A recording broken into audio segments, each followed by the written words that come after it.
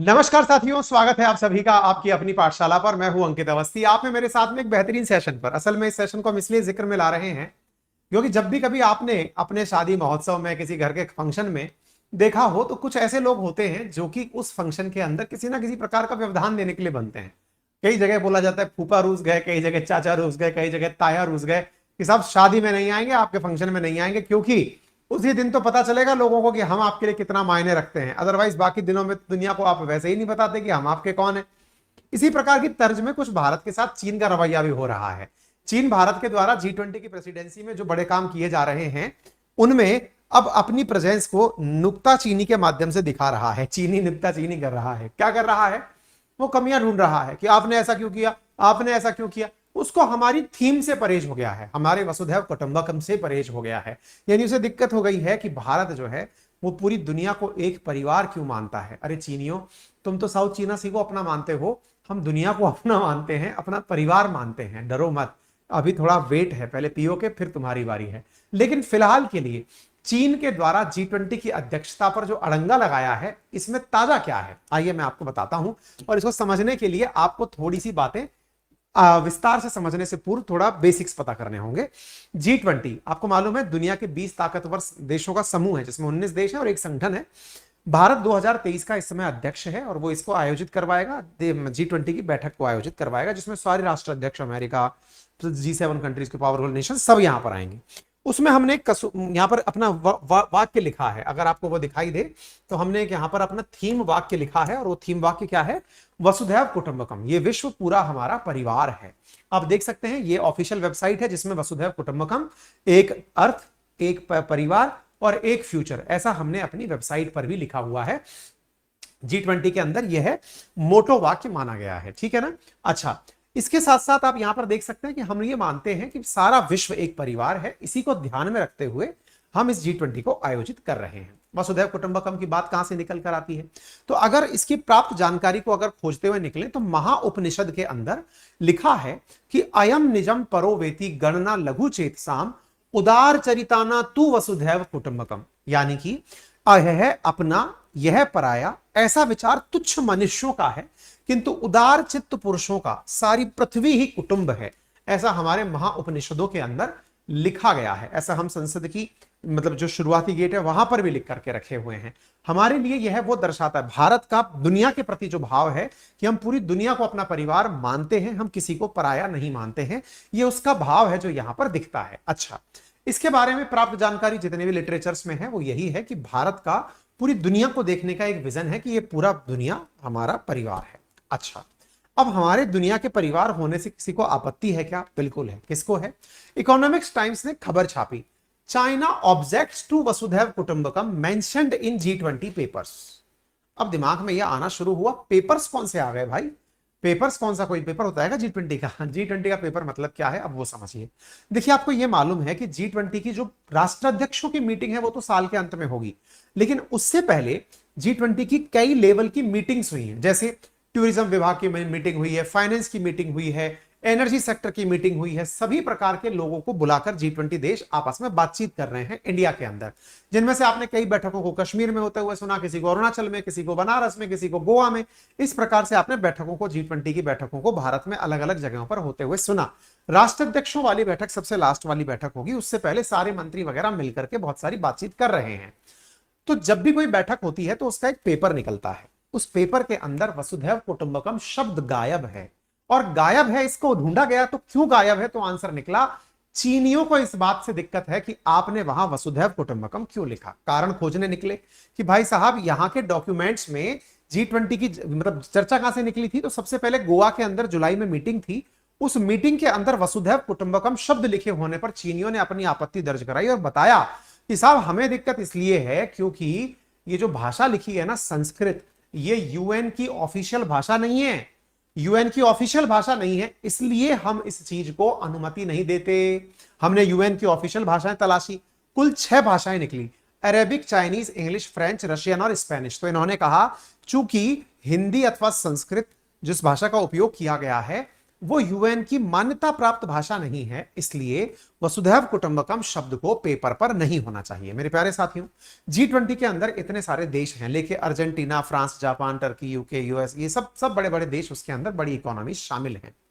और दुनिया ने बहुत अच्छे से, जब हमने G20 का ये लोगो वाक्य घोषित किया था, तब दुनिया ने इसे बहुत अच्छे से एक्सेप्ट किया था। लेकिन अब अचानक ऐसा क्या हुआ कि 22 जुलाई 2023 को यह खबर निकल कर आई कि इन्हें इस बात से दिक्कत है।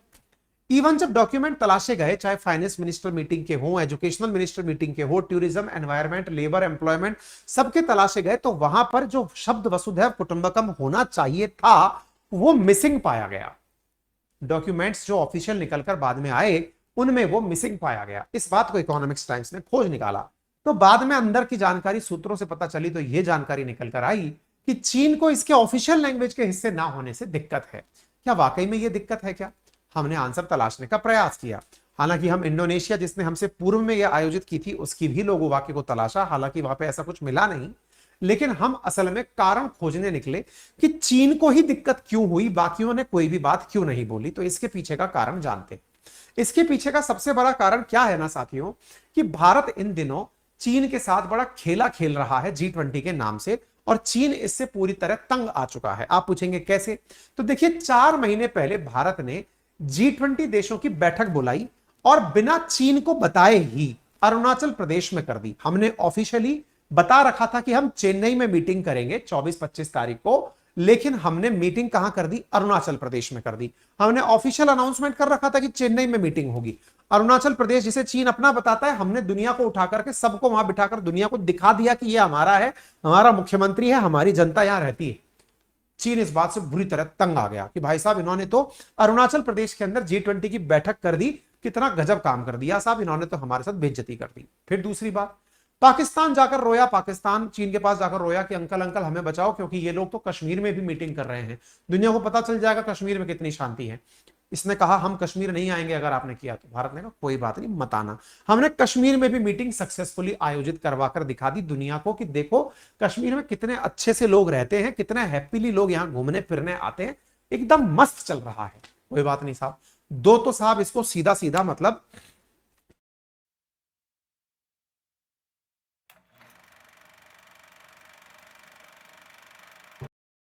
दो बार तो इसको स्टंप कर दिया। कोई बात नहीं साहब। इस बात से चीनी थोड़े नाराज हुए, उनके अखबार में छपा कि भारत इस चीज को ये अपॉर्चुनिटी ना बनाए कि भाई भारत चीन के बीच के द्वंद्व को दुनिया देखे, बल्कि इसे कॉपरेशन बढ़ाने के लिए उपयोग में लिया जाना चाहिए। भारत ने कहा ठीक है, हमारा उद्देश्य भी यह है कि हम पूरी तरह से दुनिया के अंदर growth, prosperity, resilience, global value chain system, MSME, logistic, WTO reform, इन्हीं मुद्दों को ध्यान में रख करके चीजें बढ़ा रहे हैं। अच्छा, जिन्हें अब तक पूरी कहानी के अंदर यह भी नहीं पता चला कि ये G20 क्या है, तो दुनिया की 85% इकोनॉमी को या जीडीपी को मेंटेन करने वाले 20 देशों का समूह है ये, उनकी बैठक है असल में। अब ताजा ताजा ऐसा क्या हुआ जिसके चलते चीन को बिल्कुल ही मिर्ची लगी हुई है? देखो, असल में भारत ने चीन को एक बहुत बड़ा नुकसान पहुंचाया है। क्या नुकसान पहुंचाया है? भारत ने असल में चीन से आने वाले लैपटॉप्स पर रोक लगा दी है, कंप्यूटर्स पर रोक लगा दी है, और कहा है कि मेक इन इंडिया के तहत बनाओ। आपको जानकर आश्चर्य होगा, लगभग $20 बिलियन का हम लोग लैपटॉप, कंप्यूटर्स इंपोर्ट करते थे, इलेक्ट्रॉनिक गुड्स इंपोर्ट करते थे चाइना से। अब अचानक भारत सरकार ने इस पर रोक लगा दी कि नहीं साहब, ये नहीं चलेगा। तो असल में हमने इनकी नस दबा दी। पहले तो आपने वैसे सामाजिक बेइज्जती करी, अब इनके साथ में व्यापार में भी धोखा हो गया। इस बात से ये तंग है इन दिनों, ठीक है ना। और साथ में इंडिया ने साफ साफ कह दिया है कि हम अपने जो मिलिट्री ड्रोन्स है ना, उसमें भी चाइनीज सामान नहीं लगने देंगे। इतना ही नहीं, इंडिया ने अपने ही लेवल पर प्रॉपर तरीके से जो एक्टिव फार्मास्यूटिकल इंग्रेडिएंट्स हैं उनका भी निर्माण भारत में करने का निर्णय ले लिया है। साथ में जो चीन के दुश्मन हैं उनको हम अपनी तरफ से वेपन दे रहे हैं। वियतनाम को हमने अपनी तरफ से वेपन देने का काम किया है।